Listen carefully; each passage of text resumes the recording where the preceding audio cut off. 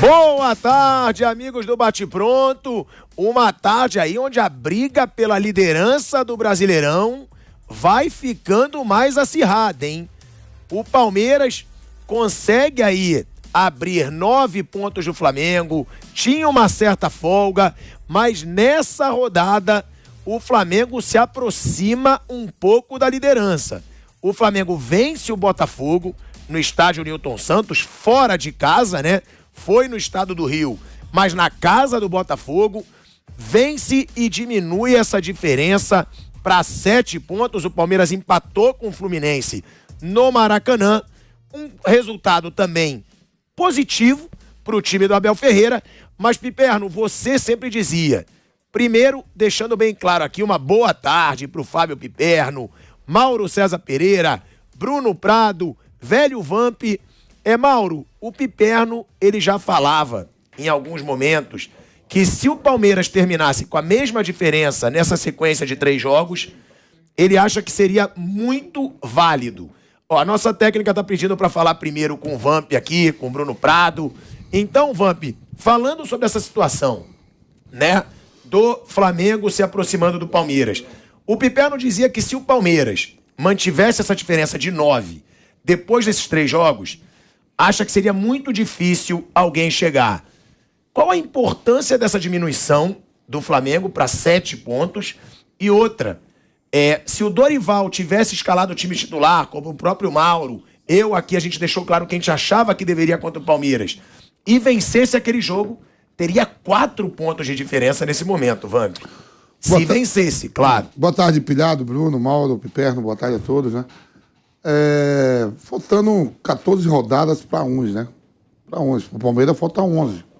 Né? Que ele tem 7 pontos de frente em relação ao segundo colocado, 8 em relação ao outro, né? Então, não tem nada decidido. 11 rodadas do Palmeiras são 33 pontos a serem disputados. 14 rodadas, 42. Né? Tem muita coisa ainda para acontecer. Vai haver daí Fla-Flu, o Palmeiras ainda vai enfrentar Inter, vai enfrentar Atlético Mineiro, tem muita coisa para acontecer, mas é legal você ter essa gordura. Né?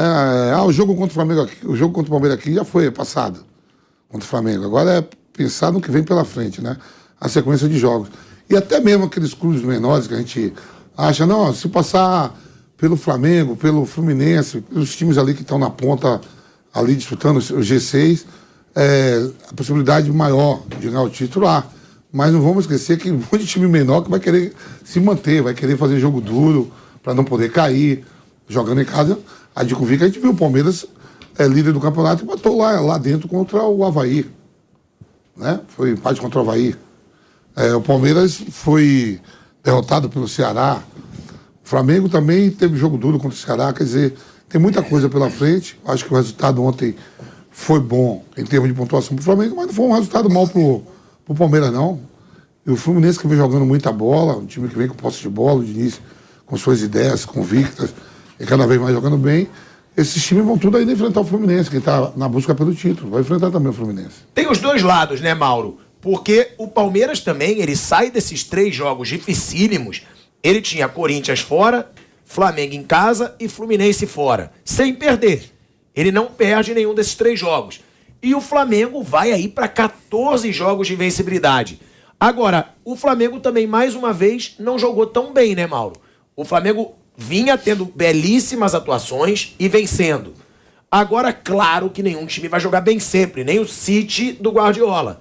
Mas o Flamengo contra o Palmeiras teve uma atuação boa, contra o São Paulo ruim, e ontem contra o Botafogo porque também é um Botafogo bem fraco, que o Flamengo não teve uma grande atuação, mas conseguiu o resultado. A gente também tem que lembrar assim, que a régua que mede o nível de atuações do Flamengo é muito mais alta do que a de quase todos os times, né? Então se espera do Flamengo sempre muito mais. Ontem era o time reserva, num gramado horroroso, e aí acho que erra o Dorival por insistir em escalar o Diego junto com o Vidal. Não tem condição. O Pulgar tem que jogar de saída. Está treinando há um mês. Já tem condição de jogar de 90 minutos, treina e põe para jogar. Não dá para ter Diego com o Vidal. Sem o João Gomes, sem o Thiago Maia, o Diego não tem mais condição de jogar no Flamengo nesse nível de exigência. Isso aí é muito claro. Pode entrar um momento ou outro, titular, não tem como. Eu acho que esse é um sério problema. E tem outro aspecto dos jogos contra o Botafogo, do Flamengo contra o Botafogo, que muita gente que torce para outros times não tem ideia. O Botafogo, quando joga com o Flamengo, é final de Copa do Mundo. Pegue Botafogo 0, Palmeiras 4 no Allianz Parque, aquele time banana que não competiu contra o Palmeiras, tomou um vareio. E o Botafogo ontem. O Botafogo briga, ele é intenso, ele morde pra caramba, ele finaliza de tudo quanto é lugar. É outro Botafogo. Discussão, né? Briga, eu acho muita discussão que também. O técnico Luiz Castro, muito questionado pela torcida, ele, o Textor talvez, alguém poderia contratar um cara da hipnose. Sabe? Um hipnotizador. Eu tenho um amigo desse. Então, apresenta o pessoal do Botafogo, porque ele pode chegar lá pra galera toda e fazer assim, ó, vamos hipnotizar os jogadores. Olha, o adversário hoje, digamos que o adversário é, sei lá, é o Red Bull Bragantino, né? Olha, do outro lado, vocês vão ver o Flamengo. O adversário hoje é o Flamengo. Os caras entram com outro apetite. A torcida se mobiliza, embora o público ontem tenha sido ridículo, né? E é muito restrito o número de ingressos para a torcida visitante. Ontem era R$220 o ingresso para a torcida do Flamengo. Vai ficar atrás do gol ali. Quer dizer, os caras botam o ingresso alto para o torcedor não ir mesmo. É óbvio isso. Eu não quero flamenguista aqui. Vou botar R$220 o ingresso, atrás do gol, uma localização que não é boa, né? E se quiser é isso aí. Aí vai pouca gente. Foi a primeira vez que o Flamengo não esgotou os ingressos de visitantes nesse campeonato. Né? Além do clima bélico, né? E ontem tivemos muitas brigas pela cidade. Para quem não sabe, as maiores torcidas organizadas do Flamengo se juntaram, viviam brigando entre elas, fizeram um pacto e foram juntas para o estádio. E a torcida do Botafogo organizada se junta contra o Vasco para enfrentar a torcida do Flamengo. Todo jogo no Engenhão é assim. Aquelas ruas ao redor ali, é uma confusão. Outro viaduto ali da abolição, o couro comeu, tem uns vídeos aí na rede social. Era muita gente. E por sorte não morreu ninguém, porque parece que não tinha barra de ferro, a briga foi mais do chute, do soco do que com outros artefatos, então teve gente se machucando, mas ninguém morreu, ainda bem. E você vê que não adianta nada essa medida da polícia do Rio de Janeiro, das autoridades, de proibir os organizados. Elas estão todas banidas, e todas brigando ontem lá. Ou seja, você coloca na clandestinidade e os caras têm que punir o CPF, não adianta punir o CNPJ. Isso é bobagem. Você pune o CNPJ e os CPF estão todos lá, a porrada cantando, o couro comendo, uma confusão danada na cidade ontem o dia inteiro. Mas por que isso acontece no Botafogo e Flamengo? Porque o Botafogo nos últimos anos, isso aí é uma constatação, a gente tem uma opinião, o Botafogo ele decaiu muito. O Botafogo teve rebaixamentos, o Botafogo tem uma dívida colossal, foi vendido agora para um americano, que é uma tentativa de restabelecer, recuperar uma posição de mínimo destaque. Então o Botafogo virou um coadjuvante no cenário brasileiro. O Botafogo hoje não é um time que briga pelos principais títulos. Pela última vez que conseguiu brigar lá em cima, foi em 2013, quando lutou pela liderança do campeonato com o Cruzeiro, que acabou sendo campeão. Foi justamente quando o Botafogo montou um time com o Seedorf e outros bons jogadores, e ali se endividou mais do que nunca, porque não tinha condições de ter aquele time. De noite volta aquela questão da gestão e da grana. Então o Botafogo, quando vai jogar com o Flamengo, é uma mobilização especial do time, da torcida, e isso está incutido no clube. Olha, essa é a nossa chance, é o nosso rival. Então o Botafogo contra o Flamengo tem que entender isso. Quando vai jogar com o Botafogo, especialmente quando sai, sabe que vai encontrar um time diferente. O gramado do Engenhão é outra coisa que não dá para entender. Um estádio construído com dinheiro público, que o Botafogo administra pagando um aluguel baixíssimo. O Botafogo é o único time que lá joga, ao contrário de Maracanã, Castelão e Mineirão, que tem dois times jogando em diferentes competições, tem jogo toda hora. Você tem Fluminense na Copa do Brasil, Flamengo na Libertadores, na Copa do Brasil, os dois no Brasileiro. Lá no Ceará você tinha há pouco tempo o Ceará na Copa Sul-Americana e no Brasileiro. O Fortaleza nas três competições até pouco tempo atrás. E o Ferroviário jogava também. E o Ferroviário também jogando lá. lá. Em Minas você tem um Cruzeiro na Série B, há pouco tempo na Copa do Brasil, o Atlético também estava nas três competições. Então esses três gramados não são os melhores, porque tem muito jogo. O Engenhão só tem o Botafogo. O Botafogo só joga o brasileiro. Por que aquele gramado ruim? Na Copa América, o Tite e os jogadores do Brasil reclamaram do gramado do Engenhão. Ontem, o jogador chutava e saía a terra. E a gente fez isso em todo jogo no estádio Newton Santos. Então, esse é um outro problema. Não justifica a atuação do Flamengo. O Flamengo tem que jogar mais. Porque a única chance do Flamengo de alcançar o Palmeiras, além do Palmeiras perder pontos, por exemplo, primeiro turno, o Palmeiras empatou 6 jogos e perdeu 2. O Palmeiras repetir essa mesma campanha no retorno, se repetir, o Flamengo pode alcançar. Mas ele tem que ganhar 15, 16 jogos. Ele tem que ganhar o tempo todo. Não tem outro jeito. Empatou com o Palmeiras, ganhou os outros jogos do segundo turno. Tem que continuar ganhando. E vai ter que jogar com esse time B, com essa inserção de titulares eventualmente, porque não vai conseguir fazer 3 competições, e aí eu acho que é correto até você priorizar as Copas, porque são os títulos que o clube pode buscar pelos próprios meios. Agora, o time reserva teve esse problema do Diego e tem uma deficiência grande no ataque. Ontem o Marinho não pôde jogar, o Gabigol fez outra partida absolutamente tacanha, e a bola não para no ataque, né? O Cebolinha ainda não conseguiu se desenvolver, Então o Dorival tem que dar uma ajustada, mas a chance do Flamengo é essa. Só que vai ter jogos em que o Flamengo vai ter que ganhar desse jeito. Jogando menos, jogando mal, sendo questionado. Eu acho que tem que se questionar. Só acho que se questiona o Flamengo de uma maneira que não se questiona o Palmeiras. O Palmeiras não tem feito bons jogos. Não jogou bem contra o Corinthians e ganhou num lance totalmente fortuito. Não jogou bem o primeiro tempo contra o Flamengo, o segundo melhorou e aí conseguiu um empate que foi até justo, foi muito melhor no segundo tempo. Não jogou nada o Palmeiras sábado. O gol foi espetacular. O gol do Rony foi ponto fora da curva. E nem assim o Palmeiras se impôs. Você faz um gol no começo do jogo de bicicleta, é uma chance que você tem. O Fluminense meio que, não diria abalado, mas sem uma autoconfiança que teria se tivesse batido o Corinthians. Pelo contrário, era para ter feito talvez até 3-1 em dado momento, tomou um empate no último lance. E o Palmeiras não tem feito grandes jogos. Tem sido um time, talvez até por uma queda física, eventualmente, por conta do início muito intenso com o Mundial de Clubes. E teve 2 semanas em que não jogou, nas quartas-feiras, nas terças, nas quintas, né? E mesmo assim. Então, a chance do Flamengo é essa. Ele tem que continuar vencendo com o time B, vai tentar remar nas outras competições com o time titular, inserindo alguns jogadores eventualmente, mas tem que melhorar o nível. É a única chance de conseguir e torcer para o Palmeiras perder pontos.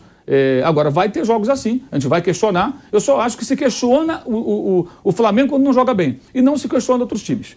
Eu acho que se questiona menos e eu acho que isso é bem curioso. Piperno, você concorda com essa afirmação do Mauro? E outra, o Palmeiras ele chega nesse fim desses 3 jogos, porque eu coloco o Red Bull Bragantino abaixo. Né? A gente tinha isso é uma provocação, Flávio Prado, né? Não, mas né? Corinthians, lógico, Flamengo falando mal e Fluminense... do Red Bull Bragantino aqui, criticando o Red Bull Bragantino. Ele nem está aqui. Sem Flávio Prado ao meu lado. Eu vou dar outro argumento pro Flávio Prado também, que até ontem falava sobre isso com o Bruno. Não, sim, porque teve Corinthians, Flamengo e Fluminense, não perdeu. Agora, também empatou 2 jogos. Deixa aquela diferença, como você falou. Se ele mantiver a diferença de 9, acho difícil de pegar. Já diminuiu para 7. No Flamengo, tá? Eu digo por bastidores até de jogador, que eu já conversei um pouco, tem sim a esperança de conquistar tudo. Tá? Tem a confiança. Claro que também não vou falar, não, a gente não acredita. Mas tem uma confiança de conquistar o que nunca nenhum clube conquistou no Brasil. A tríplice coroa. E é uma tríplice coroa, a real mesmo. A real. Dos principais títulos, Copa do Brasil, Libertadores e Brasileiro. Perfeito. Agora, foi positivo pro Palmeiras o fim dessas 3 rodadas, na sua opinião, sem perder nesses duelos diretos contra os líderes do Brasileiro atrás dele? Eu acho que foi sim, eu acho que foi. O Palmeiras pegou, os 3 times estavam brigando pelo segundo lugar, os 3 mais próximos a ele, não perdeu, somou 5 pontos. Então, eu acho que já era muito previsível que essa diferença para o Flamengo, por conta desses 3 jogos, e contra o Bragantino também, pudesse cair um pouco. O Flamengo vai pegar o Ceará em casa na próxima rodada, o Palmeiras vai jogar fora. Então eu acho que o Palmeiras, em tese, tem um jogo um pouco mais O Palmeiras difícil. joga fora contra o Bragantino. Sim, então, em tese é um jogo um pouco mais difícil. Agora, é claro que é melhor ter 9 do que ter 7 pontos à frente, isso é fato. Em relação ao cálculo que o Mauro fez, tem uma conta, Mauro, interessante. Se o Palmeiras repetir da 6ª à 19ª rodada do retorno o que o Palmeiras fez no primeiro turno, o Palmeiras somaria mais 33 pontos até o final, e aí o Flamengo, dos 14 jogos que faltam, teria que ganhar 13 e empatar 1 para igualar a pontuação e ganhar o campeonato, o número de vitórias.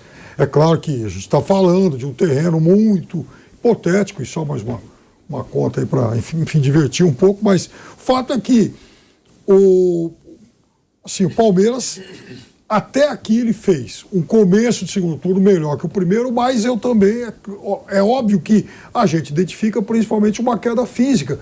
O Palmeiras não tem, por exemplo, a força de elenco que o Flamengo tem. O Palmeiras tem bons reservas, do goleiro até o volante, e o Palmeiras tem um ou outro atacante para entrar. O Palmeiras, por exemplo, quando perde um meia, seja o Scarpa ou o Veiga, o Palmeiras obrigatoriamente já tem que mudar taticamente a forma de atuar. O que o Palmeiras tem feito? Aí jogado com 2 atacantes abertos, que para isso aí o Palmeiras consegue, ou colocando um centroavante e abrindo o Rony, ou então iniciando com o Wesley.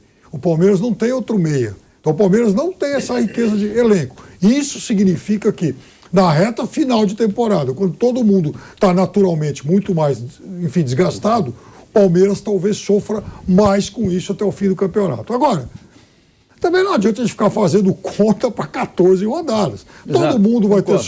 Todo mundo vai ser surpreendido, todo mundo vai jogar mal um de outro.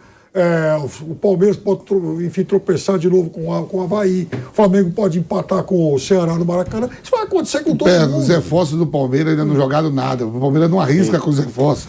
É uma política diferente. Então, mas o Flamengo também não tem reservas para os seus dois meias. Se tirar o Arrascaeta e Everton Ribeiro, vai entrar quem? Entra esses caras aí, Lázaro.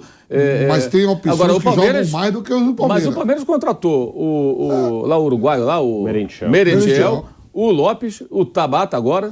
3 jogadores. Fora o colombiano também. O Atuesta no começo do ano. Bota tudo junto para jogar para ver. Mas o Atuesta, enfim, não dá para jogar, né, jogos de alto risco. O Gabriel Menino melhorou, que foi uma boa. Esse, então, deve ser titular. Até o menino. Do goleiro ao menino e mais alguém na frente. É isso que o Palmeiras tem de banco. Pegando aqui a tabela, matemática, né? Eu peguei a classificação do campeonato antes do jogo Palmeiras e Corinthians, né? Aí foram essas 3 rodadas, com o Palmeiras jogando com Corinthians, Flamengo e Fluminense. Antes do jogo contra o Corinthians era o vice-líder e o Palmeiras tinha 6 pontos a mais que o Corinthians. Hoje o Palmeiras tem 11, mas o Corinthians joga hoje. Se o Corinthians ganhar, cai para 8. Então, pelo menos 2 pontos do Corinthians, o Palmeiras abriu. O Corinthians ganhando hoje diminui para 8, era 6 a diferença antes desses 3 jogos. Para o Fluminense, a diferença do Palmeiras era de 7 pontos, agora é de 8, subiu 1. Teve aquela derrota do Fluminense para o Inter, lá no Beira-Rio. O Flamengo, a diferença era de 9 e caiu para 7, que foi ontem que aconteceu isso, né? Com o empate do Palmeiras no sábado, o Flamengo venceu. Então, assim, o Palmeiras, olhando a matemática, ele sai bem. Só o Flamengo, que estava em 5º lugar, agora está em 2º, ele cortou de 9 para 7 pontos. Mas se você pegar por vice-líder, antes era de 6 pontos. Depois de 3 rodadas, aumentou para 7. Né? Mudou, era o Corinthians, o vice-líder, a 6 pontos, agora é o Flamengo a 7 pontos. Então o Palmeiras ele tem 1 ponto a mais para o vice-líder do que tinha antes dessas 3 rodadas. E tem 3 rodadas a menos para os outros correrem atrás. E aumentou a vantagem para o Corinthians, aumentou a vantagem para o Fluminense, só o Flamengo que diminuiu. Então, na matemática, no pragmático, acabou sendo bom para o Palmeiras. Também acho que há uma preocupação com o nível de atuação do Palmeiras, talvez na parte física. Para mim ficou claro que o Palmeiras ele jogou para não perder os 3 jogos. Né? Não foi nenhum dos 3 jogos, deu para ver assim um ímpeto. Não, vamos ganhar e matar esse adversário. Claro que queria ganhar, todo mundo entra em campo para ganhar, mas parecia um time satisfeito em não perder os 3. E aí o Corinthians acabou dando um presente ao Palmeiras com um gol contra. E o Palmeiras conseguiu aquela vitória e empatou os outros 2. Então foi muito nessa coisa pragmática, né? E é verdade o que o Mauro falou, a cobrança de nível de jogo é maior para o Flamengo, né? E acho que nem é uma coisa justa, mas eu acho que a visão que as pessoas têm o Palmeiras é mais pragmático, ele é assim e pronto. O Flamengo é um time que dá espetáculo, dá show. Acho que é por isso que existe isso, mas de fato, assim, o Palmeiras, mesmo dentro do que ele joga, acho que esse ano ele evoluiu muito também com a bola, ele tá abaixo, aí tem que ver a parte física. Amanhã, por exemplo, acho que vai ser um jogo muito físico, Atlético Paranaense e Palmeiras. Juntando os 2 jogos, eu acho muito difícil que a gente tenha mais de 2 gols, juntando os 2 times, nos 2 jogos. Eu acho que no máximo 2 gols, pode ser um para cada lado, 2 para o Palmeiras. Né? Eu não acho que teremos 3 gols juntando os 2 jogos de Atlético Paranaense e Palmeiras. Essa parte preocupa um pouquinho no Palmeiras.